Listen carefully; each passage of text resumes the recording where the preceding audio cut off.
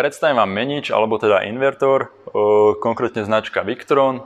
Môžete tu vidieť Multiplus 2 model, teda je v podstate ľahší o 1 kg oproti Multiplus jednotke. Tento model má v sebe dve trafa, to znamená, že na výstupe máte čistý sinus.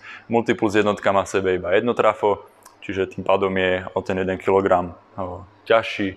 A v podstate Multiplus 2 má aj iné rozmery, hej, teda na hĺbku je trošička uší, v podstate líši sa svojou konštrukciou alebo svojím obalom. Není teda komplet celý modrý, ale má v podstate takéto čierne hrany. Tento systém alebo takýto menič používame v ostrovných režimoch, to znamená, že tam, kde energia nie je, čiže nemáte tam distribučnú sieť, nemáte tam distribučné alebo teda sieťové pripojenie, a v podstate viete fungovať čisto v ostrovnom režime.